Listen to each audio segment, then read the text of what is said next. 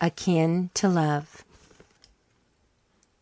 David Hartley had dropped in to pay a neighbourly call on Josephine Elliott. It was well along in the afternoon, and outside in the clear crispness of a Canadian winter the long blue shadows from the tall firs behind the house were falling over the snow. It was a frosty day, and all the windows of every room where there was no fire were covered with silver palms.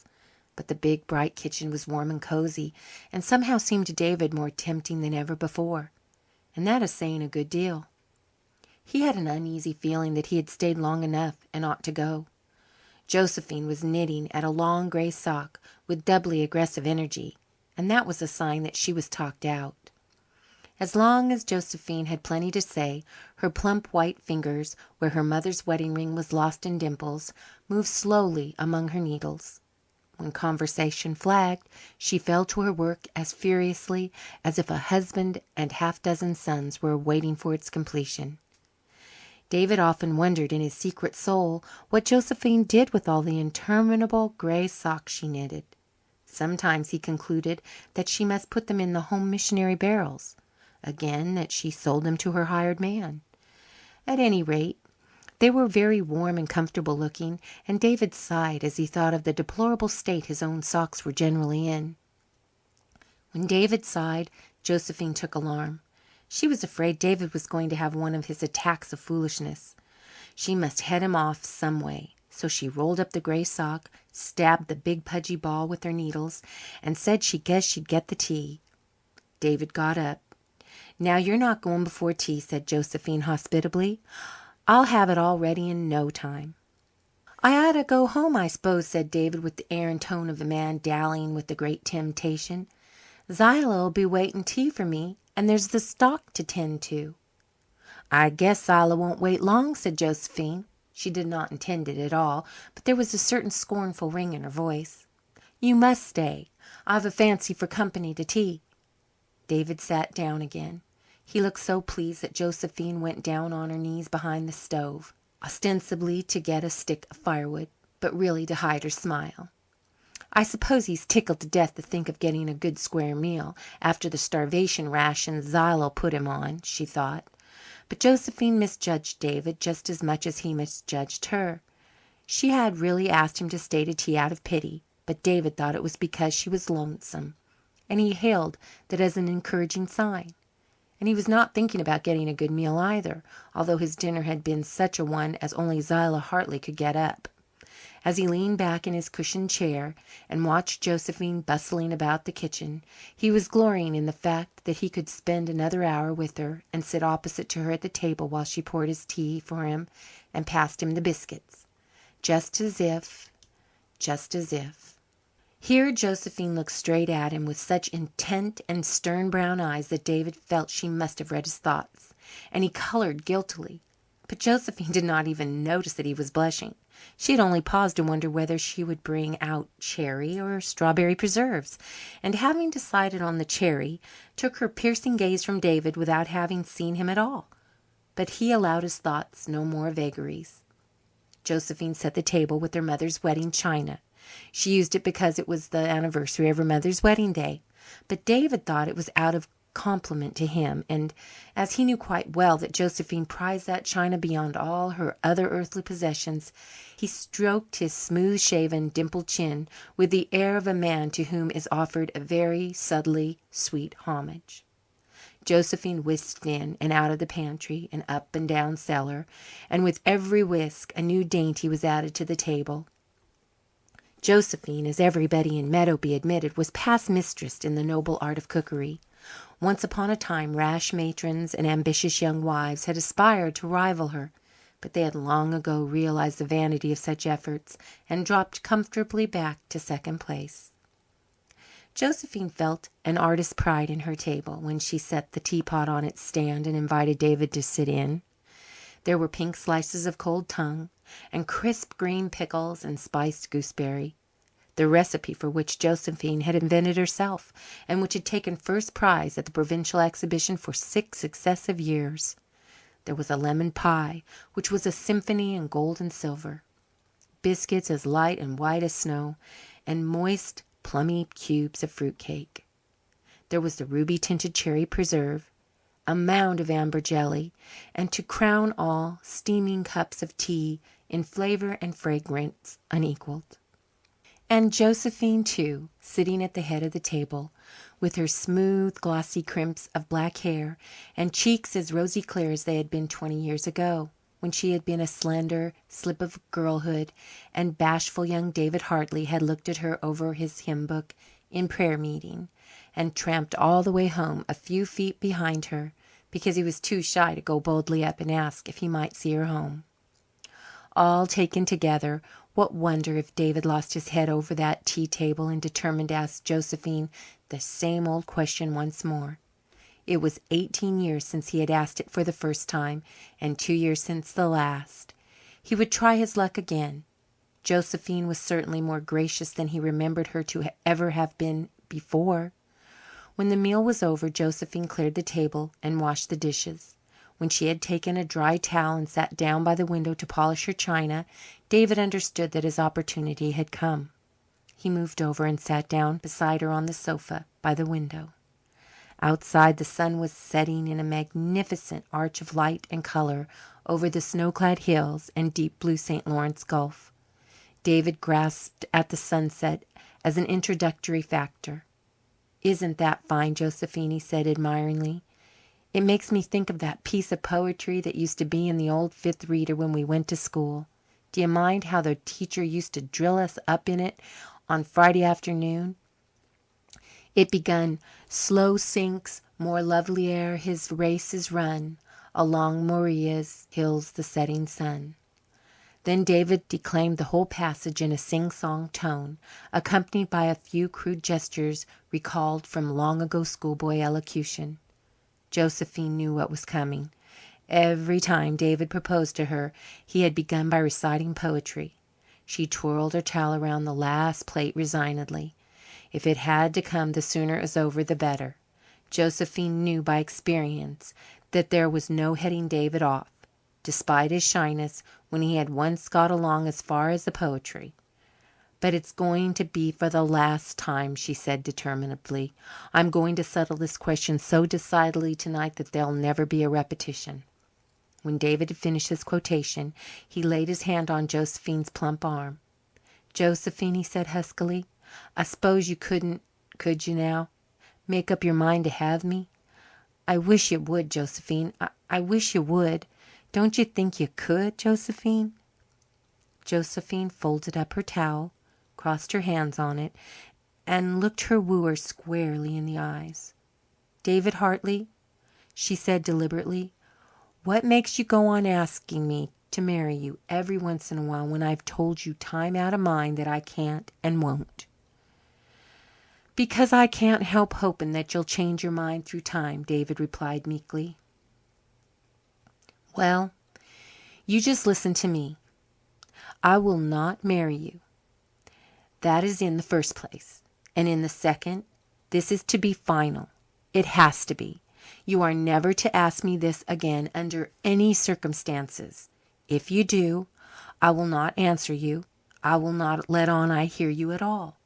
But," and Josephine spoke very slowly and impressively, "I will never speak to you again. Never. We are good friends now, and I like you real well, and like to have you drop in for a neighbourly chat as often as you wish to. But there'll be an end, short and sudden, to that, if you don't mind what I say." "Oh, Josephine, ain't that rather hard?" protested David feebly. It seemed terrible to be cut off from all hope with such finality as this. "I mean every word of it," returned Josephine calmly. "You'd better go home now, David. I always feel as if I'd like to be alone for a spell after a disagreeable experience." David obeyed sadly and put on his cap and overcoat. Josephine kindly warned him not to slip and break his legs on the porch because the floor was as icy as anything, and she even lighted a candle and held it up at the kitchen door to guide him safely out.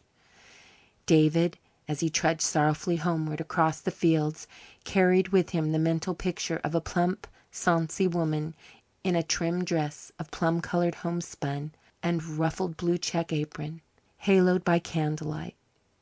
It was not a very romantic vision, perhaps, but to David it was more beautiful than anything else in the world.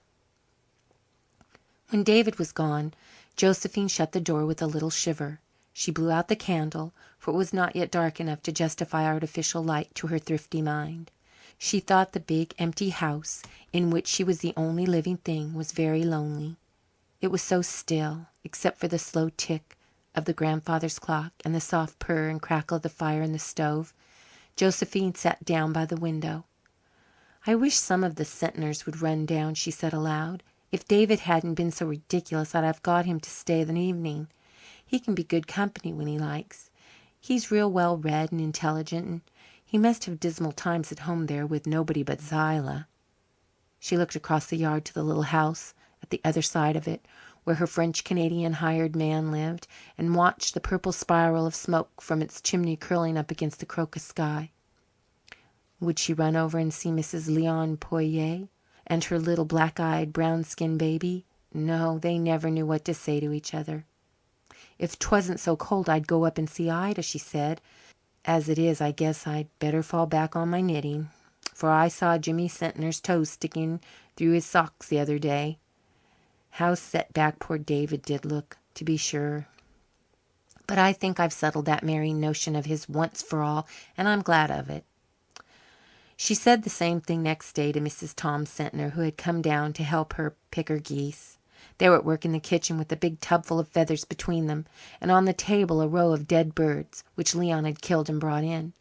Josephine was enveloped in a shapeless print wrapper and had an apron tied tightly around her head to keep the down out of her beautiful hair, of which she was rather proud. "What do you think, Ida?" she said with a hearty laugh at the recollection. "David Hartley was here to tea last night and asked me to marry him again. There's a persistent man for you. I can't brag of ever having had many beaux, but I've certainly had my fair share of proposals." Mrs. Tom did not laugh. Her thin little face, with its faded prettiness, looked as if she never laughed. "Why won't you marry him?" she said fretfully. "Why should I?" retorted Josephine. "Tell me that, Ida Sentner." "Because it's high time you were married," said Mrs. Tom decisively. "I don't believe in women living single, and I don't see what better you can do than take Tom Hartley."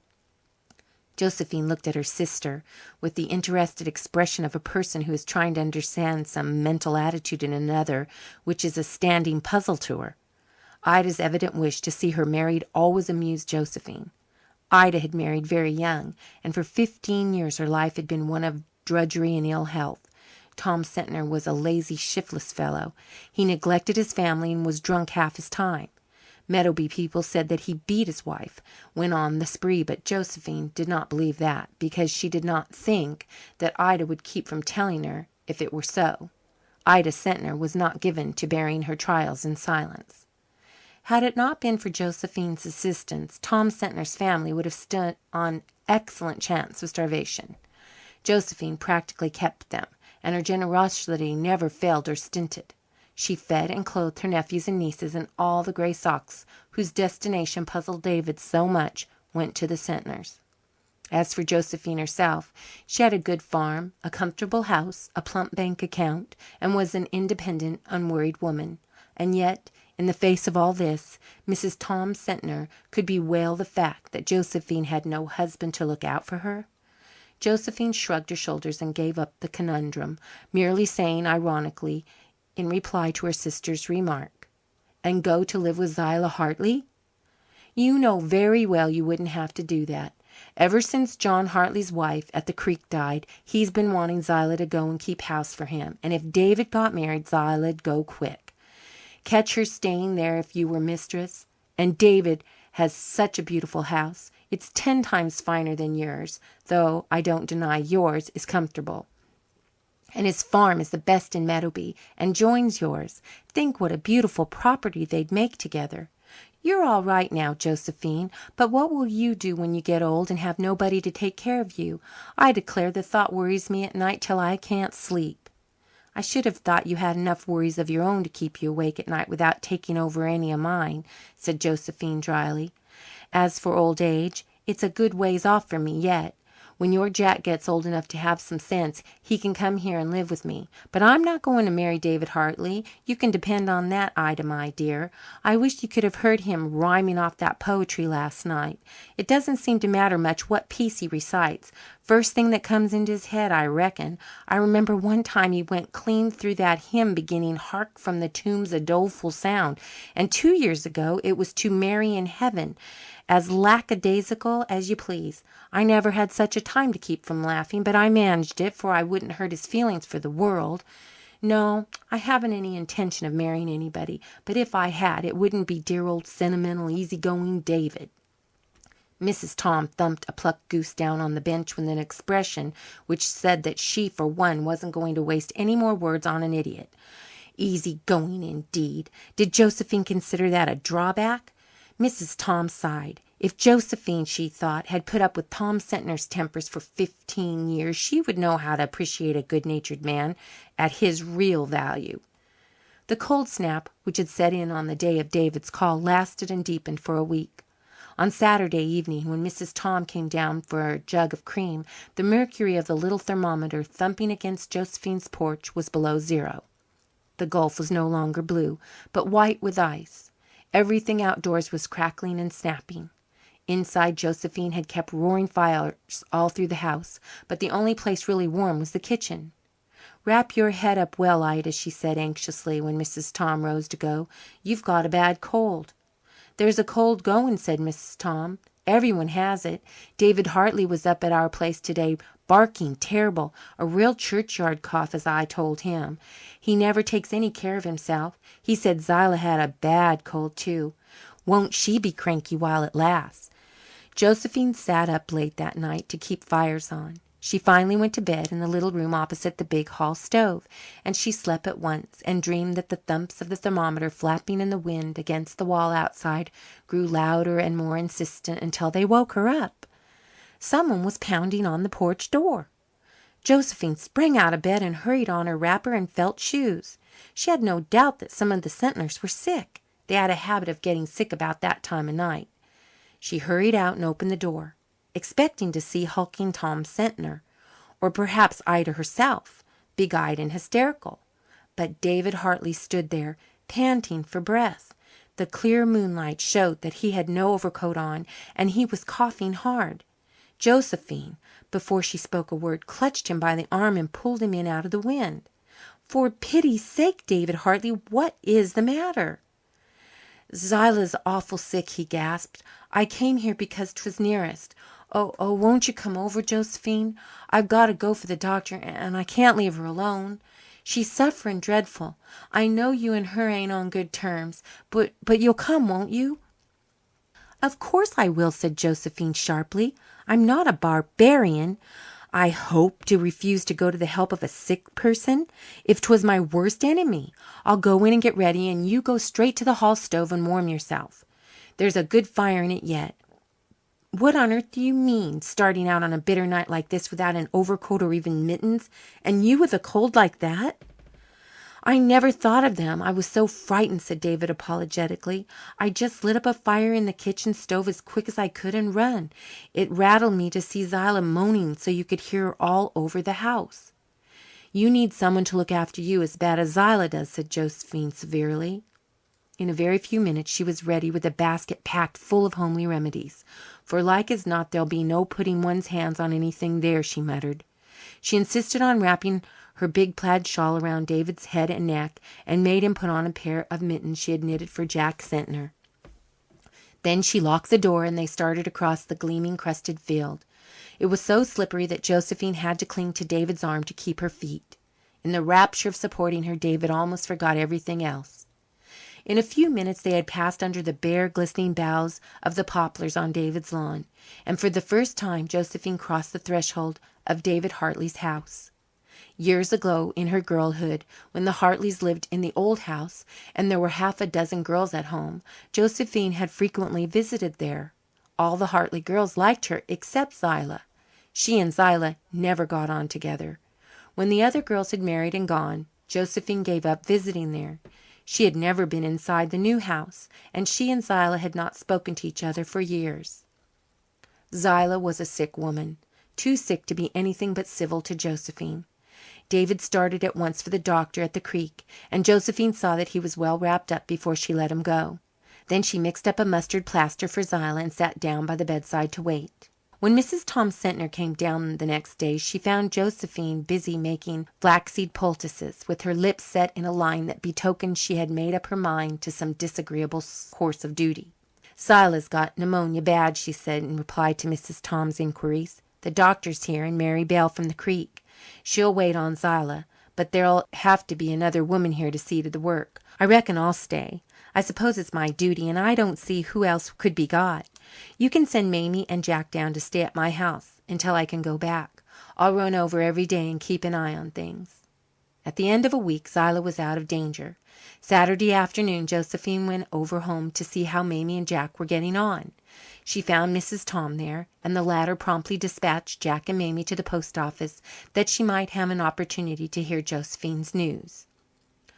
"I've had an awful week of it, Ida," said Josephine solemnly, as she sat down by the stove and put her feet up on the glowing hearth.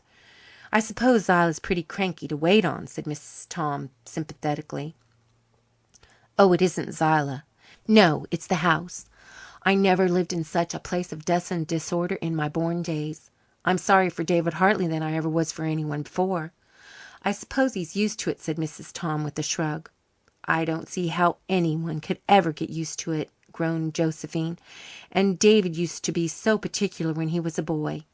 The minute I went there the other night I took in that kitchen with a look. I don't believe the paint has even been washed since the house was built. I honestly don't. And I wouldn't like to be called upon to swear when the floors were scrubbed either. The corners were just full of rolls of dust. You could have shoveled it out. I swept it out next day and I thought I'd be choked. As for the pantry, well, the less said about that the better. And it's the same all through the house. You could write your name on everything. I couldn't so much as clean up. Zillah was so sick there couldn't be a bit of noise made. I did manage to sweep and dust, and I cleaned out the pantry. And of course I saw that the meals were nice and well cooked. You should have seen David's face. He looked as if he couldn't get used to having things clean and tasty. I darned his socks. He hadn't a whole pair to his name, and I've done everything I could to give him a little comfort. Not that I could do much. If Zillah heard me moving round, she'd send Mary Bell out to ask what the matter was. When I wanted to go upstairs, I'd have to take off my shoes and tiptoe up on stocking feet so she wouldn't know it. And I'll have to stay there another fortnight yet. Zillah won't be able to sit up till then. I don't really know if I can stand it without falling to and scrubbing the house from garret to cellar in spite of her." Mrs. Tom Sentner did not say much to Josephine. To herself she said complacently, "She's sorry for David. Well, I've always heard that pity was akin to love. We'll see what comes of this." Josephine did manage to live through the fortnight. One morning she remarked to David at the breakfast table, "Well, I think that Mary Bell will be able to attend to the work after today, David. I guess I'll go home tonight." David's face clouded over. "Well, I suppose we oughtn't to keep you any longer, Josephine. I'm sure it's been awful good of you to stay this long. I don't know what we'd have done without you." "You're welcome," said Josephine shortly. "Don't go for to walk home," said David. "The snow's too deep. I'll drive you over when you want to go." "I'll not go before evening," said Josephine slowly. David went out to his work gloomily. For 3 weeks he had been living in comfort. His wants were carefully attended to, his meals were well cooked and served, and everything was bright and clean. And more than all, Josephine had been there, with her cheerful smile and companionable ways. Well, it was all ended now. Josephine sat at the breakfast table long after David had gone out. She scowled at the sugar bowl and shook her head savagely at the teapot. "I'll have to do it," she said at last. "I'm so sorry for him that I can't do anything else." She got up and went to the window, looking across the snowy field to her own home, nestled between the grove of firs and the orchard. "It's awful snug and comfortable," she said regretfully, "and I've always felt set on being free and independent, but it's no use. I'd never have a minute's peace of mind again thinking of David living here in dirt and disorder and him so particular and tidy by nature. No, it's my duty, plain and clear, to come here and make things pleasant for him. The pointing of Providence, as you might say. The worst of it is I'll have to tell him so myself. He'll never dare to mention the subject again after what I said to him that night he proposed last. I wish I hadn't been so dreadful emphatic. Now I've got to say it myself, if it ever's said. But I'll not begin by quoting poetry, that's one thing sure." Josephine threw back her head, crowned with its shining braids of jet black hair, and laughed heartily. She bustled back to the stove and poked up the fire.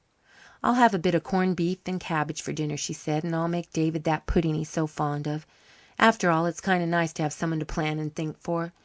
It always did seem like a waste of energy to fuss over cooking things when there was nobody but myself to eat 'em." Josephine sang over her work all day, and David went about his with the face of a man who is going to the gallows without benefit of clergy. When he came in to supper at sunset, his expression was so woebegone that Josephine had to dodge into the pantry to keep from laughing outright. She relieved her feelings by pounding the dresser with the potato masher, then went primly out and took her place at the table. The meal was not a success from a social point of view. Josephine was nervous and David glum. Mary Bell gobbled down her food with her usual haste and then went away to carry Zillah hers. Then David said reluctantly, "If you want to go home now, Josephine, I'll hitch up Red Rob and drive you over." Josephine began to plait the tablecloth. She wished again that she had not been so emphatic on the occasion of his last proposal. Without relying to David's suggestion, she said crossly Josephine always spoke crossly when she was especially in earnest, "I want to tell you what I think about Zillah. She's getting better, but she's had a terrible shaking up, and it's my opinion she won't be good for much all winter. She won't be able to do any hard work, that's certain.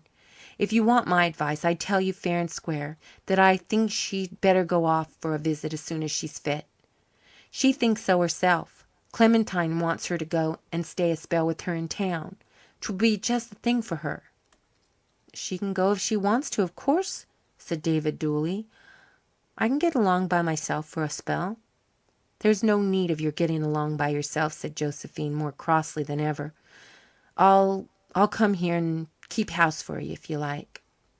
David looked at her uncomprehendingly. "Wouldn't people kind of gossip?" he asked hesitantly. "Not but what " "I don't see what they'd have to gossip about," broke in Josephine, "if we were married." David sprang to his feet with such haste that he almost upset the table. "Josephine, do you mean that?" he exclaimed. "Of course I mean it," she said in a perfectly savage tone. "Now, for pity's sake, don't say another word about it just now. I can't discuss it for a spell. Go out to your work. I want to be alone for a while." For the first and last time David disobeyed her. Instead of going out, he strode around the table, caught Josephine masterfully in his arms, and kissed her. And Josephine, after a second's hesitation, kissed him in return.